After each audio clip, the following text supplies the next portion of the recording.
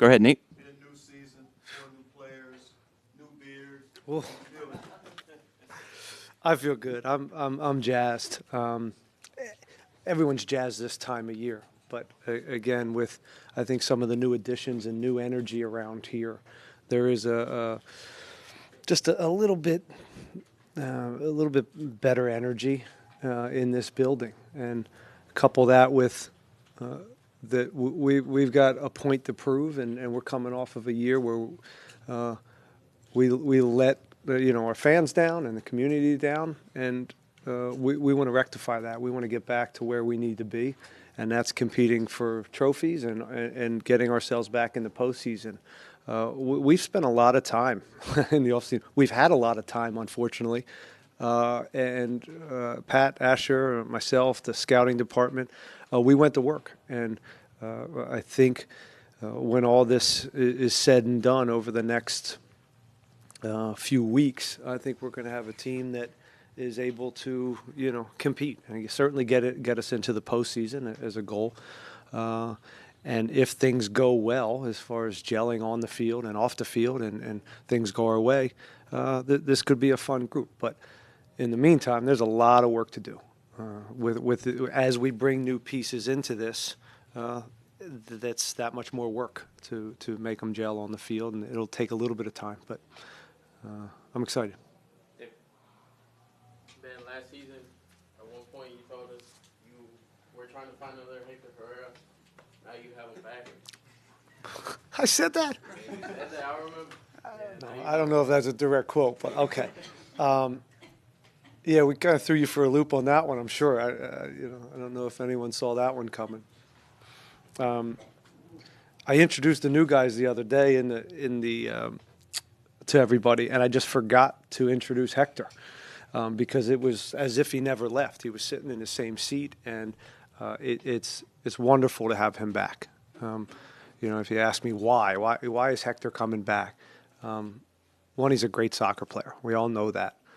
The circumstances are different. The timing, the expectations are going to be different with Héctor. But he also loves this club, and he loves this community. And so when we heard about his desire to come back to this club in this area, and there's a couple layers to why that's going on. Certainly his family's here, and that's one of them. And the negotiations were fairly easy, and again, it wasn't the circumstances that he was on before. And so again, he's fit right in with the guys. The last thing I'll say about Héctor is Héctor went and won. He just won 2 trophies again. This is what he does. He's a winner, and I know he didn't play a lot, and you could argue he wasn't a huge part of that team, but I know differently. I know what a big part of the team he was down in Toluca and how important he was to that, and I guarantee you they don't win championships without him. Ben, I know we talked to you a lot about the offense last year. Now you kind of have, seems like a lot of offense. Guillerme coming in. You still have Lawrence, who's going to be a big part of that. Jack, we saw play on the right, some central. Rumored DP, another rumored DP that's an attacker. How do you kind of see this team fitting together in that front 4 or 5 players? I think that's it. It's front 4, it's front 5. Are we playing with 2 wingers? Are we playing with in a more central, inverted way with some of our midfielders? There's a lot to play with, and I feel like if we do this right over the next few weeks and we bolster 1 or 2 other areas, we're going to have more flexibility with our group, offensively and defensively, than I've ever had. We've ever had here at the Dynamo. Right? We've usually been carrying 13, 14 type players and working off of one structure. If we do this right, I think the flexibility both throughout the year but also within games is going to be a lot of fun. And looking down the bench and seeing some real options is something, frankly, I don't think we've had a lot of that can really change the game or help us in other ways. Hi, Ben. How are you? Say. What are your expectations with the new players that are coming in?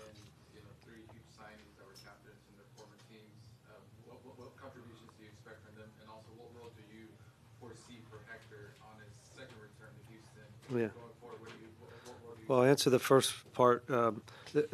We wanted to bring quality in, experience, and winners.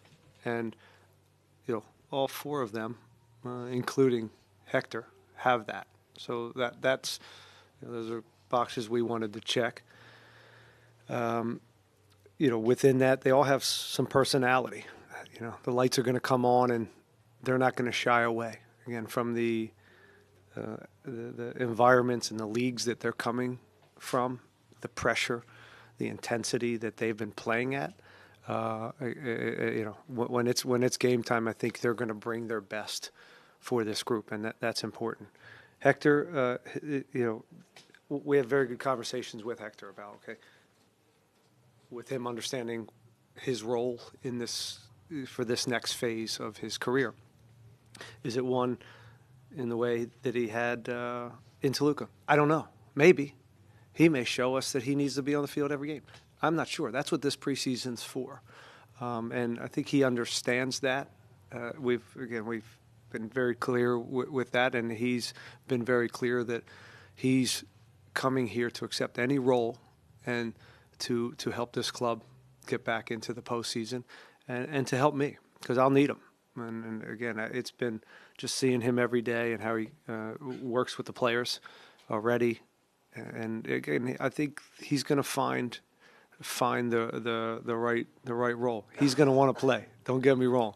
There is going to be some players this year that need managed because everybody wants to play. But I rather have that. Teams that are very easily managed that I've had in my past, they usually lose. So that's I look forward to those challenges to see who ends up being on the field the most, and also creating a team environment where there's enough on the bench to come in and they feel like they're contributing to the success of this team. Coach, great to see you. Good to see you. Happy New Year. I sense the excitement in your voice and your responses. How does this in a World Cup year translate to better promoting the team and maybe to the casual fan? Many of us have followed the club, obviously know the players, the quality. How do you transmit that excitement onto the casual fan to grow the Houston Dynamo brand in Houston? Well, we got to win. We got to take care of our home games. We got to entertain and send these people home happy that come out and support us, right? They'll spread the word if things are going well and we're playing in the right way. As far as, how can we kind of capitalize on the World Cup? Certainly there's going to be more eyeballs and more headlines and, cameras as the World Cup starts to creep nearer. But I don't know.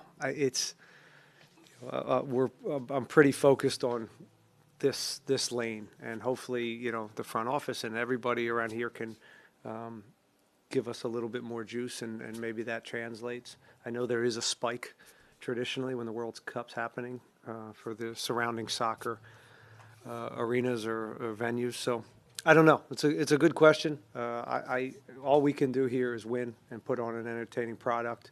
We've talked about home games last year of how it wasn't good enough.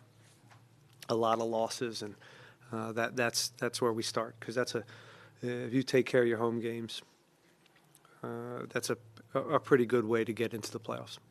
And quickly, Coach, personally, how are you feeling? You seem again excited. Are you more excited than the previous years? And for you personally, does this keep you doing this and wanting to do this long term? I'm concerning how I was last year at this time. You sense doom and gloom. Maybe I was onto something. I am excited. I'm jazzed. Look, it's been a long off season, and I'm recharged. I think sometimes when you're off that long, there's a lot to process, and I'm excited about the work that we've done in the off season to get to this point. But with an understanding that there's so much work to do in the next 6 weeks to start the season, and then everybody else is doing a lot of work in the off season too, and building their team. And so all we can do is keep pushing. And again, we're not done. We want to add 1 or 2 more pieces to this group, and But yeah, I'm feeling good. Thank you. Thank you. And more or less, talk about the structure of the team. It's more or less a bit of a good problem, right? To have a number or a plethora of options, or loadedness, you could say, in the midfield and in the back, right? You could almost argue that it's probably 5 new signings, including Shevchenko, his time out last season. So having these number of players compete for these number of spots on the team on a sort of reduced season with no Leagues Cup, how does that more or less lay out for the season for y'all? Well, I hope it, is helpful. I mean, things happen. Look at last year and some of the injuries, and I think we had some trouble with depth last year, whether it was Franco or Eric, and you mentioned a few of them. So that depth continues to help you throughout a long season. I know there's a break, but all that break does is squeeze games on the front end and squeeze games on the back end. So now you have more Wednesday, Saturday, Wednesday situations where you're going to need that depth. But from a competitive standpoint, again, we just, this will be probably one of the most competitive teams that we've had, I've probably ever had in my time coaching. So that's exciting to me.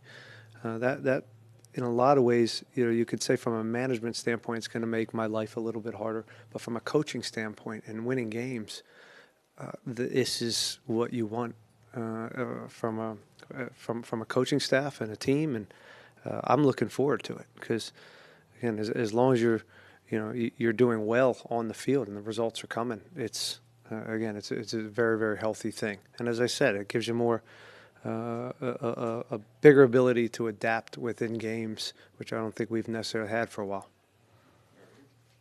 Coach, what are you expecting to see from Héctor Herrera on the field?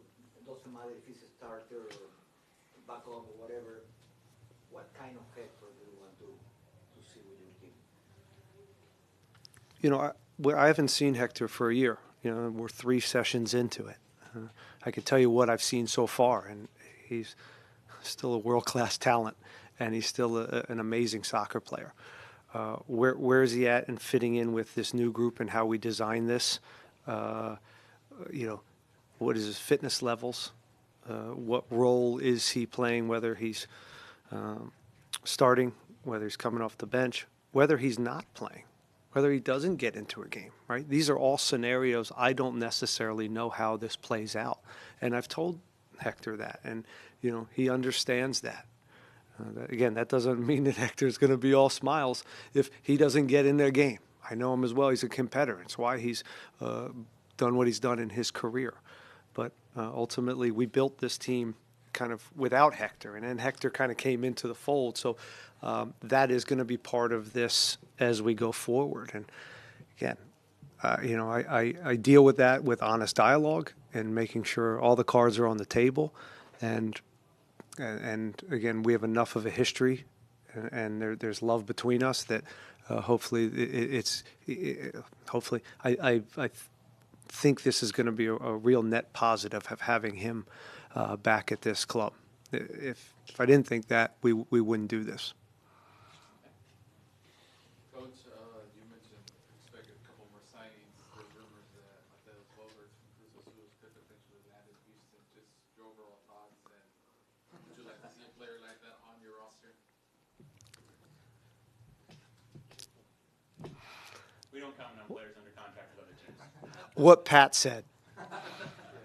Yeah. Go ahead. Ben, the Houston Soccer community hit hard this offseason with the club cutting ties with Glenn Davis. Yeah. You have a comment on that? And Sure. the organization? Personally, I had a great relationship with Glenn. He was on par to me with Dave Johnson at DC United, who was there forever and still does the radio there. And I had the pleasure of working with Glenn every week and having a phone call to get him a little bit more well-versed on us for television. We had a great relationship, and he was is and was a big part of the Houston Dynamo culture. He's been there from the start. So got a lot of love for him.